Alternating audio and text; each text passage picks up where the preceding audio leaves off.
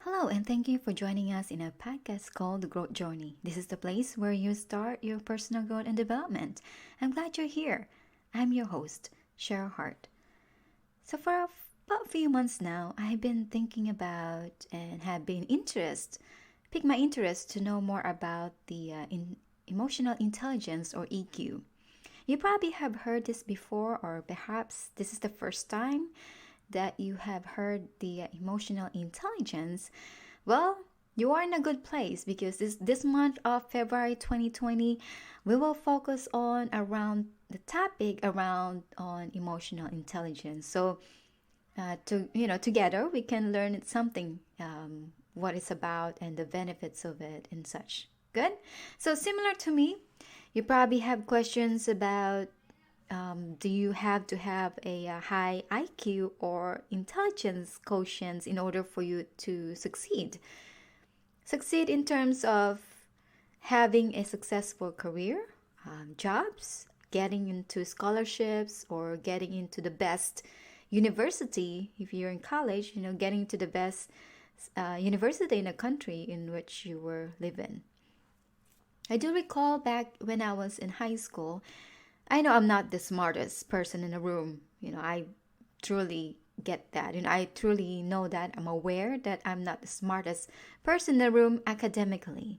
In fact, I was having a hard time with many of those subjects, such as math, science, and, that includes biology, in math, in algebra, geometry. They just not sink into my head for some reason. And I was having a hard time connecting with those subjects and relate that and applying it to what I need to do. Although I was okay, just average, and I could pass the test or whatever I needed to do to get the passing grade. But outside of that, I don't really excel academically. So that's why I thought that, I guess I knew that I'm not smartest in the room as far as academic, but, and also not liking it at all. Pretty much I'm just getting by, and I'm sure some of you can relate to that when you are in school and, you're going to college or taking these classes. But probably some of you are really smart academically that you can get it right there and there. And for me, it just takes me a little time. But I guess I'm a slow learner in that aspect. So, and I knew that. I'm very aware of that. So you see, when you are in school, just think about it. When you are in school, except especially for myself, I feel like you have to compete with people academically in academia. So you had to have some level of IQ or intelligence. And it always seems to be that your teacher will notice you only if you have a high score or you are passing or above average your test, or even if you are the one who's leading it, you are the one in the leaderboard that's having the high score in a class. All of these are great, and I think that's good for motivation to kids that they need to excel academically, and that there's a lot of ways to do that. And I think it's important for the kids to have those skills, knowledge, and academically in the class. And some are necessary, especially if you do want to be specialized. If you're thinking about specialize with your career that you want to go after, such as if you want to be an engineer, you have to have a great skills and great knowledge about math and science, and you have to go deeper on those subjects. And if you want to be a doctor, you have to have that great knowledge about biology, anatomy, and everything in a scientific world, or anything around your body systems and things like that. It's you have to be specialized on some things. And there are certain things that you have to be specialized for, and some people are really good at it and they excel at it on those. So they have, a lot of them, they can have a higher IQ with those tests. But to those of us, probably a black sheep of the school system, like myself, we are falling behind, right? And that we think that we are that we are falling behind and we are not that smart and won't get any chance, to. And so now we're thinking that because you do not have a high level of IQ in academic world, your success is pretty slim, right? And now what about other skill sets? You gotta think about, what about the other skill set? What if I don't have that intelligence in academic? How about other skill set that we have to learn in life? I that such as these skills, or life skills, such as self-awareness, social skills, relationships. How about emotions? How do we deal with setbacks? As we learned in this podcast, in our previous episode, we discussed about setbacks as only temporary, and a lot of people looking at it when they have setbacks is permanent. You don't. Setbacks are not permanent unless we make it that way, right? So those are the things, that life skills that we actually have to learn, and it's not something that taught of in school, in any school. This is something that we have to be, to learn in our own. How about becoming a resilience, when you always falling back, how you get back up? That's not teaching in school. Anything life that throw on us, can be a tough one. Life is really tough outside of school and also outside of your home. When you go out there, you are out there. You have to have some skills on how to either present yourself in a way to get you a job. And once you get a job, make a note of this. Once you get a job, how do you keep that job? And then while you are keeping your job, how do you excel on that job and taking on to the next level of your career? So those are the steps that you have to think about, that you have to learn. A lot of this is we've learned in our own, life skills, as I call it, life skills that we need to learn on our own, and something that we have to learn from either mistakes, failures, and from our bad experiences. You see, there's a missing link in there, right? If you think about it, there's a missing link on what we were taught in school, and lessons that we sometimes are not prepared for when we get out in the real world, when we're out of school. So if you do not have a high IQ, or at least above average, what do you need to do to become successful?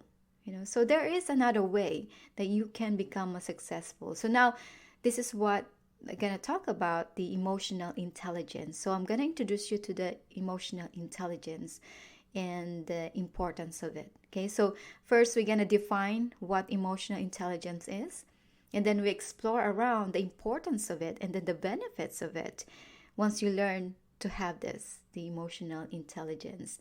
And later on we will discuss how, in our next episode, like I mentioned earlier, I will focus on this month to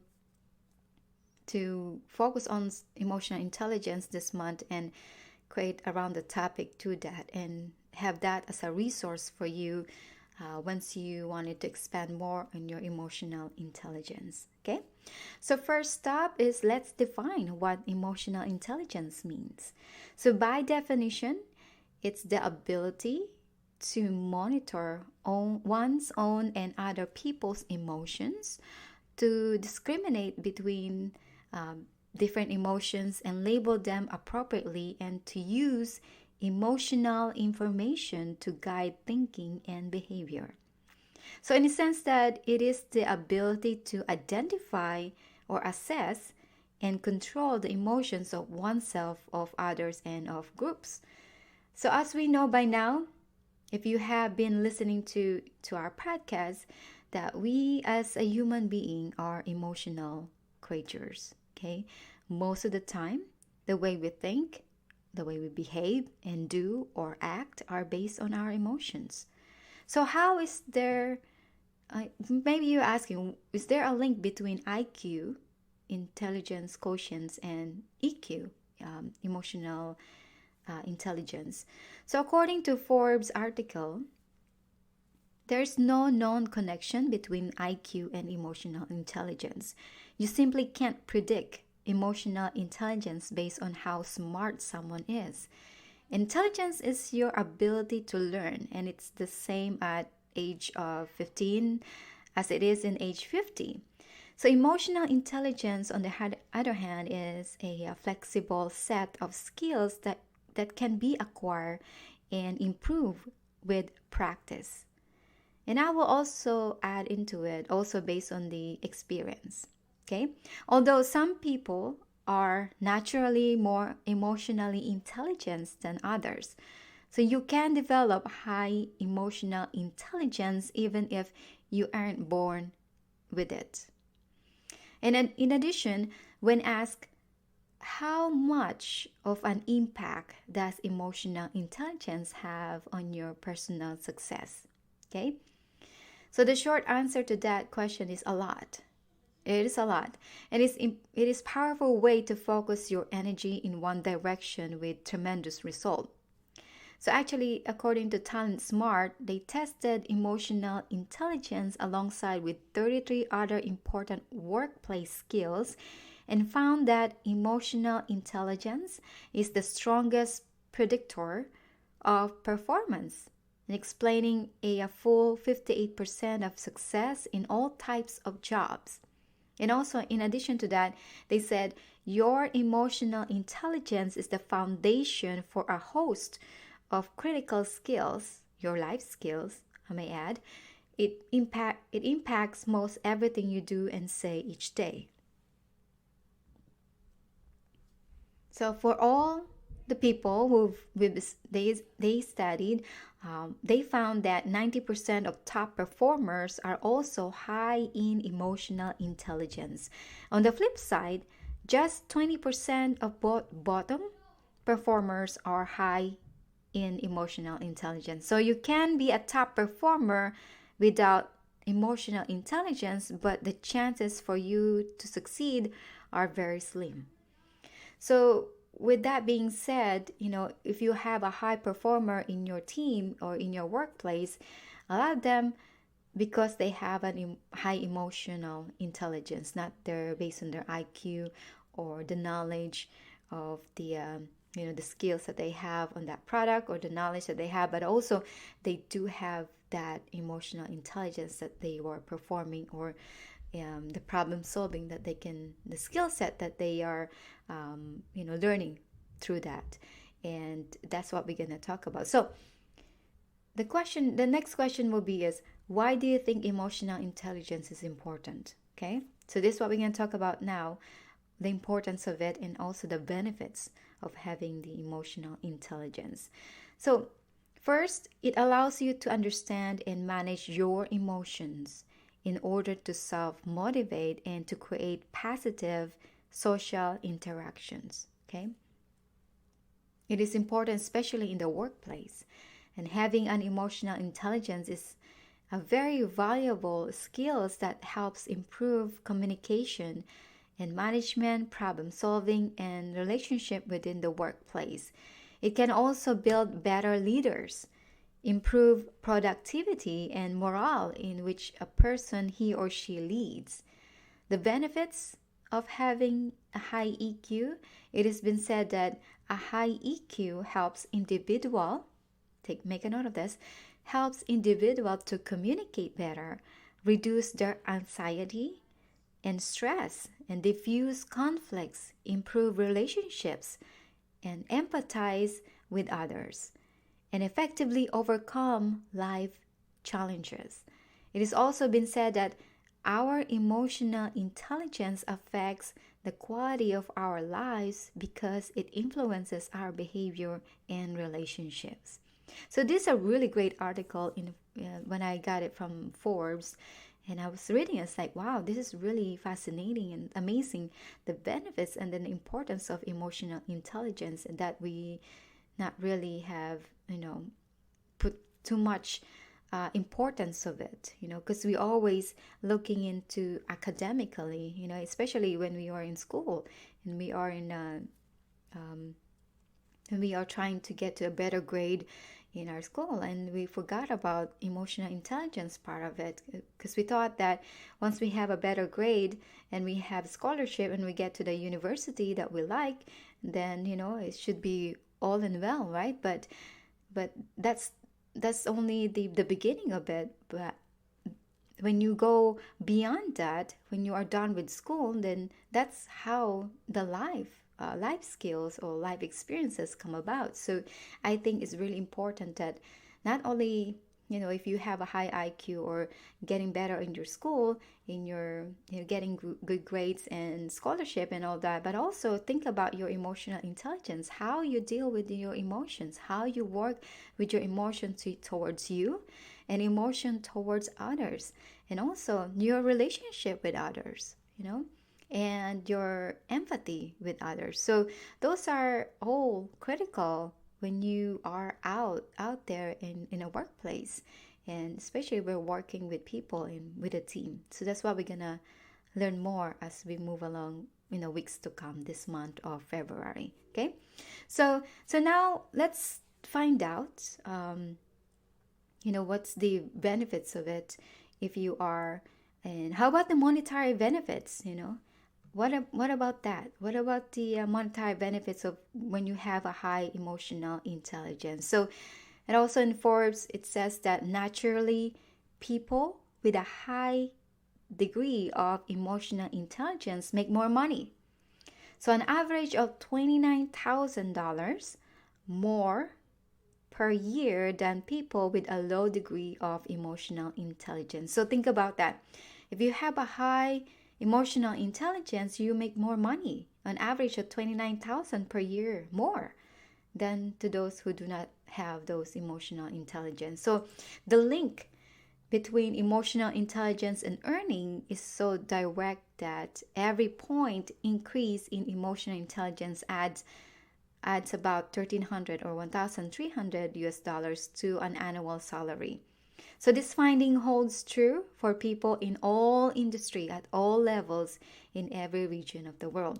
So if you want to make more money, pay attention with your emotional intelligence and hone that skills, and eventually you will get more with that, more salary for you, for your future in your job, in your careers. And that's amazing. That's amazing to know that there is, to those of us who doesn't have a high IQ, there is a future for us to make more money if you are good enough, or we have the skill set in our mind, in our life, that on the emotional intelligence part of it. So you can't ignore that, right? You cannot ignore, and you cannot afford to not hone your emotional intelligence. So there's a great benefits there. Aside of having a good relationship with your peers or your partner or whoever, and good communication skills that you will learn, and also not only that, it's monetary as well. It will benefit you long term. Okay, so here are some of the example of people who has a emotional intelligence in a workplace. So this is based on the article that I found online from Positive Psychology on emotional intelligence. So this is how they explain it, give us an example. So if you want to look it up, a person in your workplace, what's it look like, a person who has emotional intelligence? So maybe this particular one you have this skills too, you have this trait in your own that you just don't know. So this is good to pay attention with that. Okay, so here are the examples of people who has a emotional intelligence in a workplace. So maybe this is you too. So the first one is, people express themselves openly and respectfully without fear of offending coworkers. That's come down to a good communication skills and connections. Okay, and we're gonna learn that in the next few weeks. Okay. The second one is, resilience is evident when new initiatives are introduced. So we did talk about resilience here in a podcast. So go back to our list of episodes. You will find there we have a specific episode on resilience. So resilience is evident when new initiatives are introduced. The third one is flexibility. Flexibility is present. Number 4 is, employees spend time together outside of work. And then the second one is, freedom of creativity is celebrated and consistent. And then active listening in meetings is the norm. You can find them that they are proactively in a meeting setting, they are proactively having conversation and dialogue, and they put their input, their thoughts on it, and they just not say something just to say something in a meeting. They have a substance when they say something, if they wanted to contribute. That's how I observe it when I'm in a meeting. Yeah, and even myself too. When I'm in a meeting, I try to be, not just to say something just to say something. I try to say something with substance. Say something that someone can learn from it. Because I value everyone's time. We did talk about the value of time, and I take that very seriously and take that as a example that when you say something in front of everyone, you gotta have some meaning to it and substance. Okay, and that's in a nutshell, that's gonna be your higher intelligence, emotional intelligence student, because you care about more people, which is to empathize to them. If that's the setting is that way, if it's it's very critical that we have that we read the room in a sense that when you communicate to them, that you knew what the room is look like and what the room sense to you. And when you say something, it has to have some substance with it. Okay. And then the last one is employees will find a compassionate ear when needed, as we all have bad days. So we have to be empathy, and we have to be understandable on those people who have bad days or in bad mood. So what about the examples of high emotional intelligence in leaders? So according to article from Positive Psychology, they said that a leader with a high level emotional intelligence can navigate not just motivating and empowering employees, but also navigating complex and challenging decision making with the mastery of emotional response. So, in other words, a leader must have the ability to process emotion to make sound decisions. It doesn't mean that the leader will always be in a positive mood. It means that when a complicated issue erupts, that leader may have an adverse reaction that can aid them in making a good decision despite that negative reaction. So that's how leaders, you will test a good leaders in a heat of a challenge, and how calm they are, the demeanor they are, how they hold themselves up. Do they get upset, or do they blast out their emotions to everyone if someone make mistakes? So you will find this out too in your leaders, in your boss, in your managers, and you can test their emotional intelligence too. If you detect that their emotional intelligence is not quite there yet, maybe you can communicate with them, because you're learning now about emotional intelligence. So it's up to you now to to advise other people, to show them what is the what good to have that emotional intelligence within them, so they can learn it from it as well. Okay, so according to the article, there are some examples of leaders who has a high emotional intelligence. So the first one is development of a collective sense of goals and a strategic plan for achieving them, and they instilling in others knowledge and appreciation of the importance of work activities and behaviors. And the third one is generating and maintaining enthusiasm, confidence, and optimism, as well as fostering cooperation and trust. And the fourth one is encouraging flexibility in decision making, embracing change. And lastly, establishing and maintaining a more profound, meaningful identity for the organization. So that's quite interesting, doesn't it? So we have two examples. One in a workplace. What does it look like if your team members, or if you have a emotional intelligence in your workplace, and also the high emotional intelligence, what does it look like in a leadership position? So there are many benefits, as you can see, of having emotional intelligence. However, unfortunately, it is not something that is voluntarily offered to anyone. in even in our school and in academia. It is something that you have to truly search and to learn more about it, and you have to do your own homework, like what I did. Now, what you did. Otherwise, you're not listening right now about emotional intelligence if you are not curious or pick your curiosity in what it's about. But as you can see here, it is very crucial to your success, to either in your job, your career, in your workplace as a leader, and also your relationship with anyone, about emotional intelligence.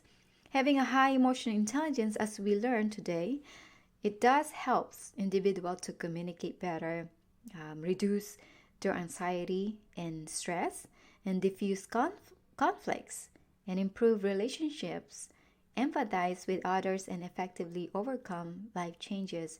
It's also been, and also in a means of our emotional intelligence affects the quality of our lives because it influences our behavior and relationships. So that's really critical. That's a great benefits in there once you learn it more. So the great thing about you and in our podcast is the growth journey with Sheryl is this is something that we are learning each Sundays about emotional intelligence and life skills that we are learning here every Sundays, and we are trying to be better ourselves, right? And for our relationship with others. So we will continue on to do this and to do just that. So like I mentioned earlier, in the next few weeks, this month of February of 2020, we will focusing on to hone your skills in your EQ. So you will hear about the topic that is aligned to it and to increase your emotional intelligence. So what's going to happen is, so now we just had this introduction. In the following weeks, we're going to have various topics around it. So next week, we will start it off with, we're going to learn about empathy. Okay, so that's important when you are learning about the emotional intelligence, how to be empathy, how to get that, what is empathy and why is it important and all that. Okay, we're gonna learn about that next Sunday, next episode. So from there, then we'll follow by learning about self-awareness. Those are critical also in emotional intelligence. Although we've already done this, check out our episode number 6 titled Self-Awareness. However, I will create another one and it's specific on self-awareness that we will tie into your emotional intelligence. Okay. And then lastly, the third week of February, we will learn about communication. Okay. We're gonna learn about communication.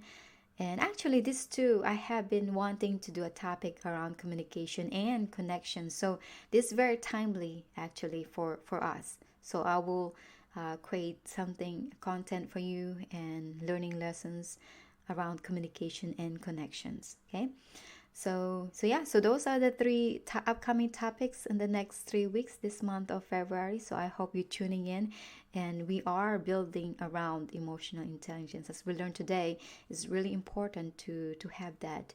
There's a lot of benefits to have that in your skills and to hone that skills. That's what we're trying to thrive here in our podcast, and I hope you can see it now. And I'm very excited to share those with you. Okay, so with that, I think this is it for us for our first episode in February, first week of February. So, and we have a busy month, and it's very exciting at the same time, right? And to learn this great topic too with you, and hope that this will give you a tool to become successful, and that's what we are aiming for. Okay, so yeah. So with that, in closing, always remember, if you don't invest in your own personal growth, no one will. Take care and be well.